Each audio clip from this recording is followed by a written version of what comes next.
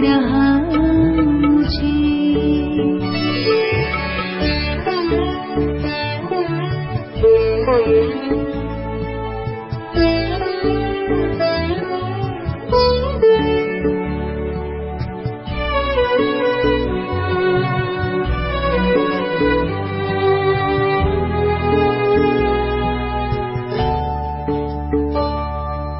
रूप प्यारा है तो भी सबको नजर न आता है। मेरी नजरों से दूर पल भर नहीं जाता है।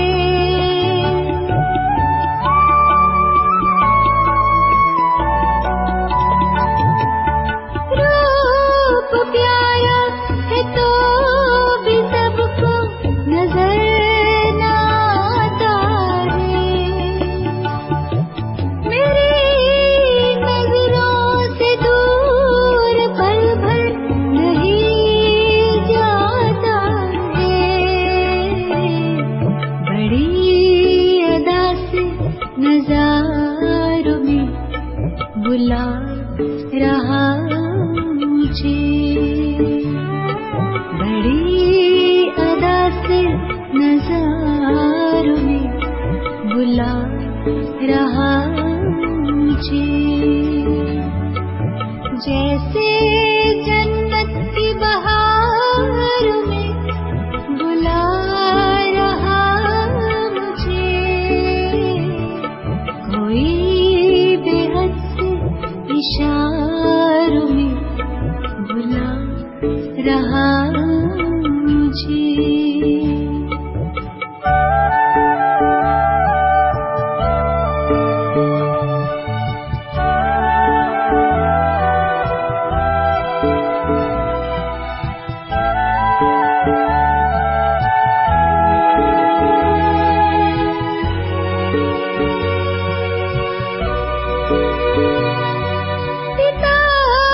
बाहों के झूलों में झुलाता है।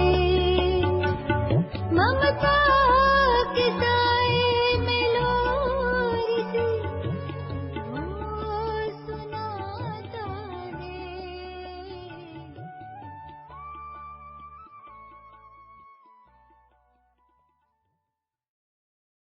ओम शांति।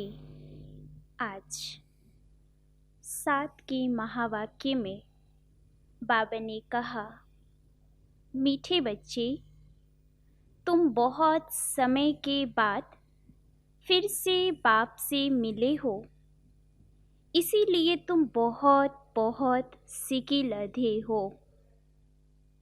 बाबा ने प्रश्न में पूछा, अपनी स्थिति को एक रस बनाने का साधन क्या है? उत्तर में बाबा ने कहा, सदा याद रखो, जो सेकेंड पास हुआ ड्रामा कल्प पहले भी ऐसे ही हुआ था। अभी तो निंदा, स्तुति, मान, अपमान सब सामने आना है।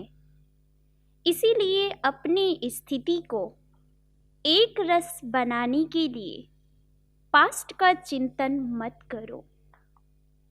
ओम शांति। रूहानी बच्चों प्रति रूहानी बाप समझा रहे हैं। रूहानी बाप का नाम क्या है? शिव बाबा। वे सब रूहों का बाप है। सब रूहानी बच्चों का नाम क्या है? आत्मा। जीव का नाम पड़ता है, आत्मा का नाम वही रहता है। यह भी बच्चे जानते हैं। सत्संग ढेर है, लेकिन यह है सच्चा सच्चा सत का संग, जो सत बाप राजयोग सिखाकर हमको सतयुग में ले जाते हैं। ऐसे और कोई भी सत्संग व पाठशाला में हो नहीं सकती। यह भी तुम बच्चे जानती हो। सारा सृष्टि चक्र तुम बच्चों की बुद्धि में है। तुम बच्चे ही सुदर्शन चक्रधारी हो। बाबा बैठ समझाते हैं, ये सृष्टि चक्र कैसे फिरता है। किसको भी समझाओ तो चक्र के सामने खड़ा करो। अब तुम इस तरफ जाएंगे। बाप जीव आत्माओं को कहते हैं, अपने को आत्मा समझो। यह नई बात नहीं, जानते हो, कल्प कल्प सुनते हैं और अब फिर से सुन रहे हैं। तुम्हारी बुद्धि में कोई भी देहधारी बाप, टीचर, गुरु नहीं है। तुम बच्चे जानते हो, विदेही शिव बाबा हमारा टीचर, गुरु भी है। और कोई भी सत्संग आदि में ऐसी बात नहीं करते होंगे। मधुबन तो यह एक ही है। वो फिर एक मधुबन वृंदावन में दिखाते हैं। वे भक्ति मार्ग में मनुष्यों ने बैठ बनाए हैं। प्रैक्टिकल मधुबन तो बाबा ने कहा यह है। तुम्हारी बुद्धि में है कि हम सतयुग त्रेता से लेकर पुनर्जन्म लेते लेते अभी संगम पर आकर खड़े हुए हैं पुरुषोत्तम बनने के लिए। हमको बाप ने आकर स्मृति दिलाई है। 84 जन्म कौन और कैसे लेते हैं, बाबा ने कहा ये तो तुम बच्चे जानती हो। मनुष्य तो सिर्फ कह देते हैं, समझते कुछ भी नहीं है। लेकिन बाबा तुम बच्चों को अच्छी रीति समझाते हैं। सतयुग में सतो प्रधान आत्माएं थी, तो शरीर भी बाबा ने कहा सतो प्रधान थे। इस समय तो सतयुग है नहीं, यह है कलयुग। गोल्डन एज में हम थे, फिर चक्र लगाकर पुनर्जन्म लेते लेते हम आयरन एज में आ गए। फिर से चक्र जरूर लगाना है और अभी जाना है अपने घर। बाबा ने कहा तुम सिकिलधे बच्ची हो ना। सिकिलधे उनको कहा जाता है जो गुम हो जाते हैं, फिर बहुत समय के बाद मिलते हैं। तुम 5000 वर्ष के बाद आकर मिले हो ना। तुम बच्ची जानती हो, यह वही बाबा है जिसने 5000 वर्ष पहले इस सृष्टि चक्र का हमको ज्ञान दिया था, सुदर्शन चक्रधारी बनाया था। अभी फिर से बाप आकर मिले हैं जन्म सिद्ध अधिकार देने के लिए। यहाँ बाप रियलाइज कराते हैं। इसमें आत्मा के 84 जन्मों की भी रियलाइजेशन आ जाती है। ये सब बाबा पैट समझाते हैं, जैसे 5000 वर्ष पहले भी समझाया था ना। मनुष्य को देवता या कंगाल को सिरताज बनाने के लिए। तुम बच्चे समझती हो, हमने 84 पुनर्जन्म लिए हैं और जिन्होंने नहीं लिए हैं वे यहाँ सीखने के लिए आएंगे भी नहीं। कोई थोड़ा समझेंगे, नंबरवार तो होते हैं ना। अपने अपने घर गिरस्त में भी रहना है। बाबा ने कहा सब तो यहाँ आकर बैठेंगे नहीं। रिफ्रेश होने वह आएंगे जिनको बहुत अच्छा पद पाना होगा। कम पद वाले जास्ती पुरुषार्थ भी नहीं करेंगे। यह ज्ञान ऐसा है जो बाबा ने कहा थोड़ा भी पुरुषार्थ किया तो वह व्यर्थ नहीं जाएगा, सजा खाकर आ जाएंगे। पुरुषार्थ अच्छा करते तो सजा भी कम होती। याद की यात्रा वगैर बाबा ने कहा विकर्म विनाश नहीं होंगे। ये तो घड़ी घड़ी अपने को याद कराओ। कोई भी मनुष्य मिले, पहले तो उनको ये समझाना है कि अपने को क्या समझो, आत्मा। यह नाम तो पीछे शरीर पर मिले हैं, किसको बुलाएंगे तो शरीर के नाम पर। इस संगम पर ही बेहद का बाप रूहानी बच्चों को बुलाते हैं। तुम कहेंगे रूहानी बाप आया है और बाबा कहेंगे रूहानी बच्चे। पहले रूह फिर बच्चों का नाम लेते हैं। रूहानी बच्चों, तुम समझते हो कि रूहानी बाप क्या समझाते हैं? तुम्हारी बुद्धि जानती है कि शुभ बाबा इस भागी रथ पर विराजमान है, हमको वही सहज राजयोग सिखा रहे हैं। और कोई मनुष्य मात्र नहीं जिसमें बाप आकर राजयोग सिखलाए। वह बाप आती ही है पुरुषोत्तम संगम युग पर, और कोई भी मनुष्य कभी ऐसे कह ना सके, समझा ना सके। ये भी तुम बच्ची जानती हो, ये शिक्षा कोई इस बाप की नहीं है। इनको तो यह मालूम नहीं था कि कलयुग खत्म हो, सतयुग आना है। इनका अब कोई देधारी गुरु भी नहीं है। और तो सब मनुष्य मात्र कहेंगे हमारा फलाना गुरु है, फलाना ज्योति ज्योत समाया। सबके देधारी गुरु है। धर्म स्थापक भी तो देहधारी ही है ना। ये धर्म किसने स्थापन किया? परम पिता परमात्मा त्रिमूर्ति शिव बाबा ने ब्रह्मा द्वारा स्थापन किया। इनके शरीर का नाम ब्रह्मा है। क्रिश्चियन लोग कहेंगे क्राइस्ट ने यह धर्म स्थापन किया। वे तो देधारी है, चित्र भी है। इस धर्म के स्थापक का चित्र क्या दिखाएंगे? शिव का ही दिखाएंगे ना। शिव के चित्र भी कोई बड़े तो कोई छोटे बनाते हैं। है तो वे बिंदी ही, नाम रूप भी है, परंतु बाबा ने कहा अव्यक्त है, इन आंखों से ही नहीं देख सकती। शिव बाबा तुम बच्चों को राज्य भाग्य देकर गए हैं, तब तो याद करते हैं ना। और शिव बाबा कहते हैं बच्चे मन मना भव, मुझ एक बाप को याद करो। किसकी स्तुति नहीं करनी है। आत्मा की बुद्धि में कोई देह याद ना आए, यह अच्छी रीति समझने की बात है।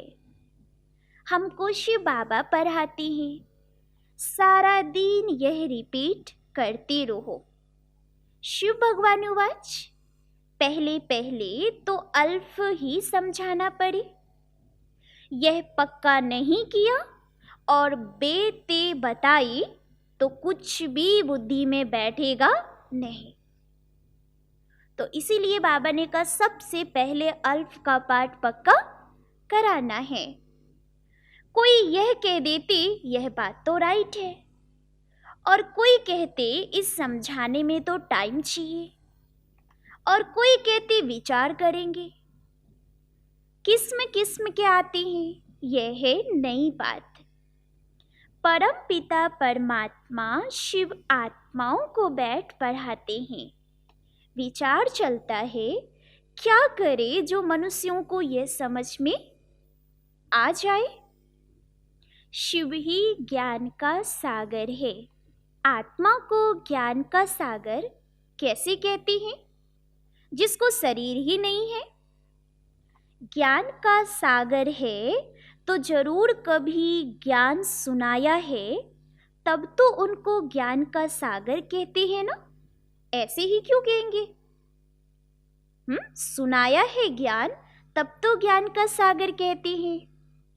कोई बहुत पढ़ते हैं तो कहा जाता है ना, ये तो बहुत वेद शास्त्र पढ़े हैं, इसीलिए शास्त्री अथवा विद्वान कहा जाता है। लेकिन बाप को तो क्या कहा जाता है? बाप को ज्ञान का सागर, अथॉरिटी कहा जाता है। जरूर होकर गए हैं। पहले तो पूछना चाहिए कि अभी कलयुग है या सतयुग, नई दुनिया है या पुरानी दुनिया। एम ऑब्जेक्ट तो तुम्हारे सामने खड़ा है। यह लक्ष्मी नारायण अगर होते तो उन्हों का राज्य होता। बाबा ने कहा यह पुरानी दुनिया कंगालपना ही नहीं होता। अभी तो सिर्फ इन्हों के चित्र है। मंदिर में मॉडल्स दिखाते हैं, नहीं तो उन्हों के महल, बगीचे आदि कितने बड़े बड़े होंगे। बाबा ने कहा सिर्फ मंदिर में थोड़ी रहते होंगे, प्रेसिडेंट का मकान कितना बड़ा है। देवी देवता तो बड़े बड़े महलों में रहते होंगे, बहुत जगह होगी।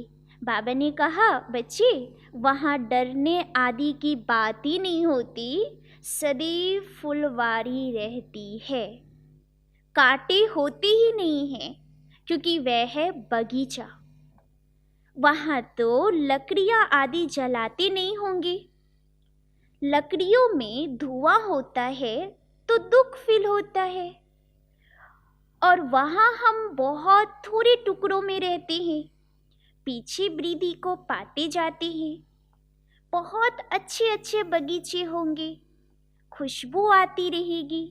बाबा ने कहा जंगल होगा ही नहीं। अभी फीलिंग आती है, देखते तो नहीं है। तुम ध्यान में बड़े बड़े महल आदि देख आते हो, वह तो यहाँ बना नहीं सकती। साक्षात्कार हुआ और फिर गुम हो जाएगा। साक्षात्कार किया तो है ना। राजाएं, प्रिंस, प्रिंसेस होंगे, बहुत रमणीक स्वर्ग होगा। जैसे यहाँ मैसूर आदि रमणीक है ना, ऐसे वहाँ बाबा ने कहा बहुत अच्छी हवाएं लगती रहती है, पानी के झरने बहते रहते हैं। आत्मा समझती है कि हम अच्छी अच्छी चीजें बनाएं। आत्मा को स्वर्ग तो याद आता है ना। तुम बच्चों को रियलाइज होता है क्या क्या होगा और कहाँ हम रहते होंगे। इस समय यह स्मृति रहती है। चित्रों को देखो, तुम कितने खुशनसीब हो। वहाँ दुख की कोई बात ही नहीं होगी। कहाँ? सतयुग में। हम तो स्वर्ग में थे ना, फिर नीचे उतरे हैं। और फिर बाबा ने कहा स्वर्ग में जाना है, तो कैसे जाए? बाबा ने कहा हम नीचे उतरे और फिर स्वर्ग में जाना है, तो बाबा ने पूछा कैसे जाए? रस्सी में लटक कर जाएंगे क्या? हम आत्माएं तो रहने वाली है शांति धाम की। बाबा ने स्मृति दिलाई, अब तुम फिर से देवता बन रहे हो और दूसरों को भी बना रहे हो। कितने घर बैठे भी साक्षात्कार करते हैं। बांधेलियों ने कभी देखा थोड़ी है कि कैसे आत्मा को उछल आती है। अपना घर नजदीक आने से आत्मा को खुशी होती है। समझती हैं बाबा हमको ज्ञान देकर सिंगारने आए हैं। बाबा ने कहा आखिरी एक दिन अखबारों में भी पड़ेगा भगवानोवाच। अभी तो स्तुति, निंदा, मान, अपमान सब सामने आता है। जानते हैं कल्प पहले भी ऐसे हुआ था। जो सेकेंड पास हो गया उसका चिंतन बाबा ने कहा नहीं करना है। अखबारों में कल्प पहले भी ऐसे ही पड़ा था, फिर पुरुषार्थ किया जाता है। हंगामा तो जो हुआ था सो हो गया, नाम तो हो गया ना। फिर तुम रिस्पॉन्ड करती हो। कोई पढ़ते हैं तो कोई नहीं पढ़ते हैं, फुर्सत नहीं मिलती और कामों में लग जाते हैं।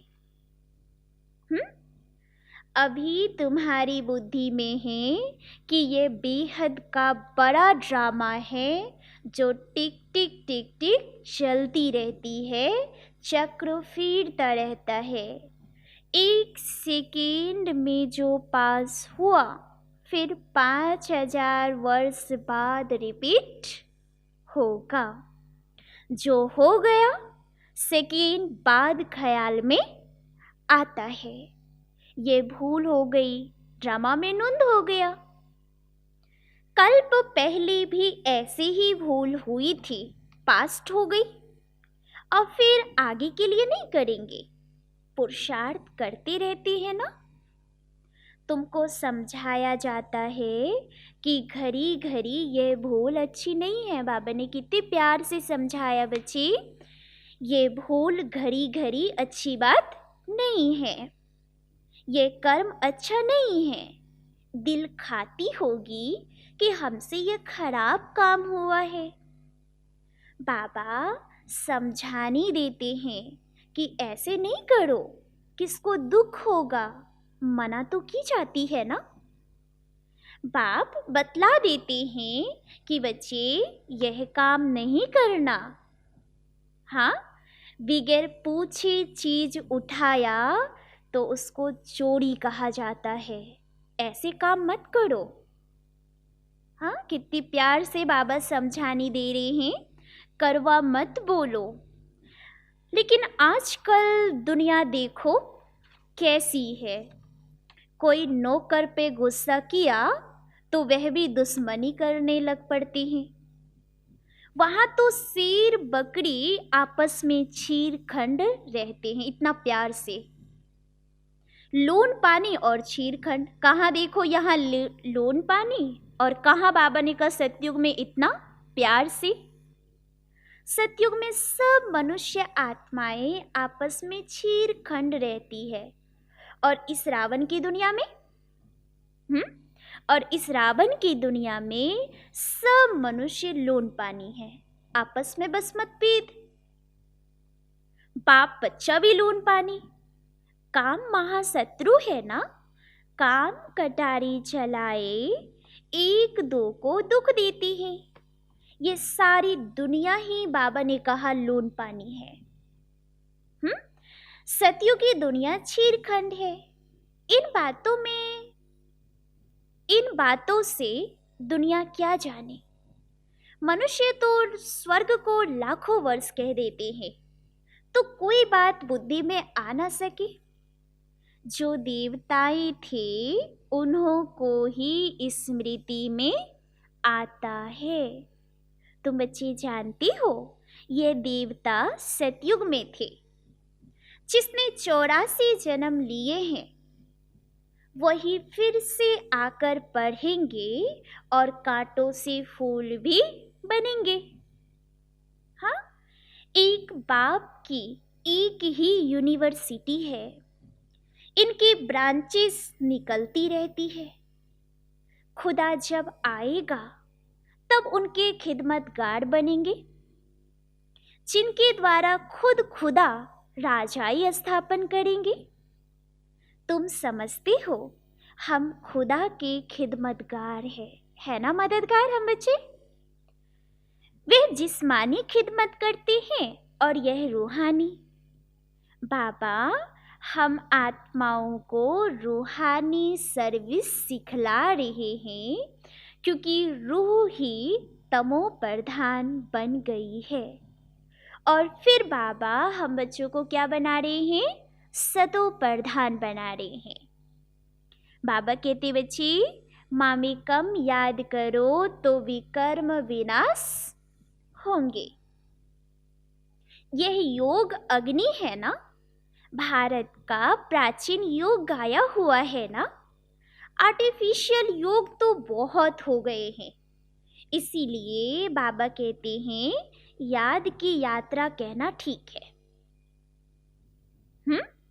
शिव बाबा को याद करते करते तुम शिवपुरी में चले आएंगे।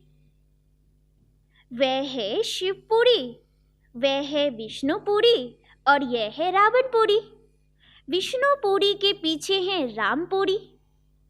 सूर्यवंशी के बाद है क्या? चंद्रवंशी। अब यह तो कॉमन बात है। आधा कल्प सतयुग त्रेता और आधा कल्प द्वापर कलयुग, और अभी तुम हो कहाँ? संगम पर। यह सिर्फ तुम बच्चे ही जानते हो। जो अच्छी रीति धारणा करते हैं वे दूसरों को भी समझाते हैं। हम पुरुषोत्तम संगम युग पर है। ये किसकी बुद्धि में याद रहे तो भी सारा ड्रामा बुद्धि में आ जाए। परंतु क्या? बाबा ने कहा ये किसकी बुद्धि में याद रहे तो भी सारा ड्रामा बुद्धि में आ जाए, परंतु कलयुगी देह के संबंधी याद आती रहती हैं। तो बाबा कहते हैं तुमको याद करना सिर्फ एक बाप को, सर्व का सद्गति दाता, राजयोग सिखलाने वाला एक ही है ना। इसीलिए बाबा ने समझाया है शिव बाबा की ही जयंती है जो सारी दुनिया को पलटाती है। तुम ब्राह्मण ही जानती हो। अभी हम पुरुषोत्तम संगम युग पर है। जो ब्राह्मण हैं उनको ही रचयिता और रचना का ज्ञान बुद्धि में है। अच्छा, मीठी मीठी सीखी लधी बच्चों प्रति मात पिता बाप दादा का याद प्यार और गुड मॉर्निंग। रूहानी बाप की रूहानी बच्चों को नमस्ते। हम रूहानी बच्चों की रूहानी बाप दादा को याद प्यार नमस्ते नमस्ते। ओम शांति। चलो धारणा के लिए मुख्य सार। फर्स्ट पॉइंट में बाबा ने कहा कोई भी ऐसा कर्म नहीं करना है जिससे किसी को दुख हो। क्या कहा बाबा ने? कोई भी ऐसा कर्म नहीं करना है जिससे किसी को दुख हो। कड़वे बोल नहीं बोलने हैं। बहुत बहुत चीर खंड होकर रहना है। सेकेंड पॉइंट में बाबा ने कहा किसी भी देहधारी की स्तुति नहीं करनी है। बुद्धि में रहे हमको शिव बाबा पढ़ाते हैं, उस एक की ही महिमा करनी है और रूहानी खिदमतगार बनना है। महिमा भी एक की ही करनी है, रूहानी खिदमतगार भी बनना है। बाबा ने वरदान में कहा सर्व के गुण देखते हुए स्वयं में बाप के गुणों को धारण करने वाले गुण मूर्त भव। सर्व के गुण देखते हुए स्वयं में बाप के गुणों को धारण करने वाले गुण मूर्त भव। संगम युग पर जो बच्चे गुणों की माला धारण करते हैं वही विजयी माला में आते हैं। इसीलिए होली हंस बन सर्व के गुणों को देखो और एक बाप के गुणों को स्वयं में धारण करो। यह गुण माला सभी के गले में पड़ी हुई हो।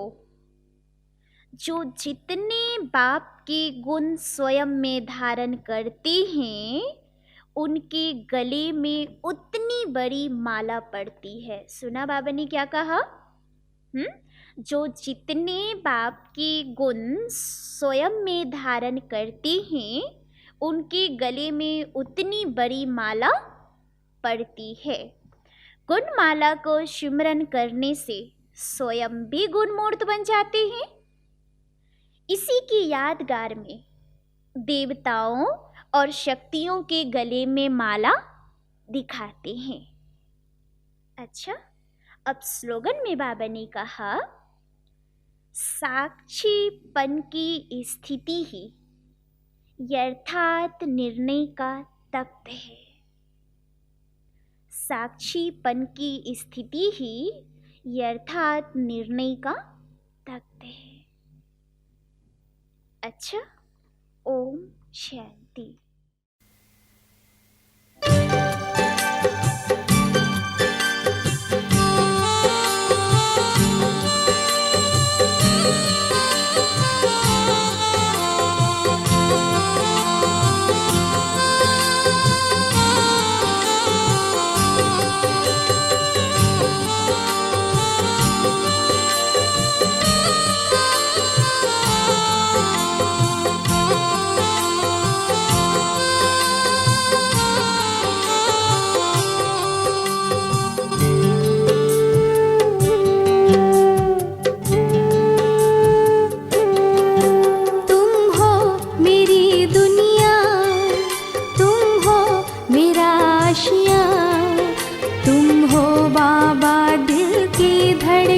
गाती जिंदगानियाँ, तुम हो मेरी दुनिया, तुम हो मेरा आशिया, तुम हो बाबा दिल की धड़कन गाती जिंदगानियाँ, तुम हो मेरी दुनिया।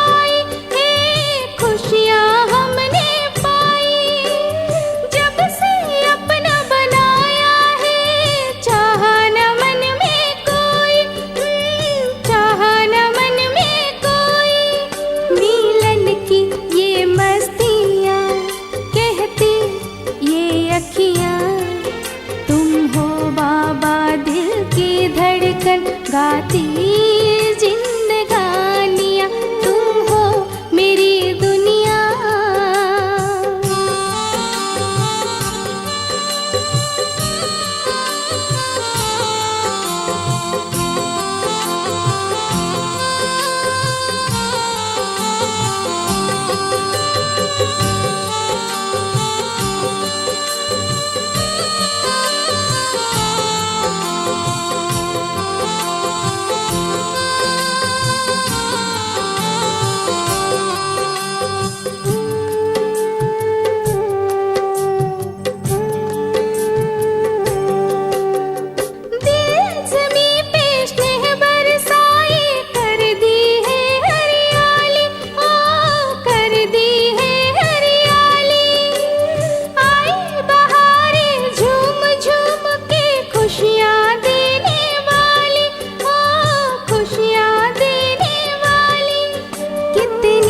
हसी घड़ियाँ कह रहे ये वादियाँ, तुम हो बाबा दिल की धड़कन गाती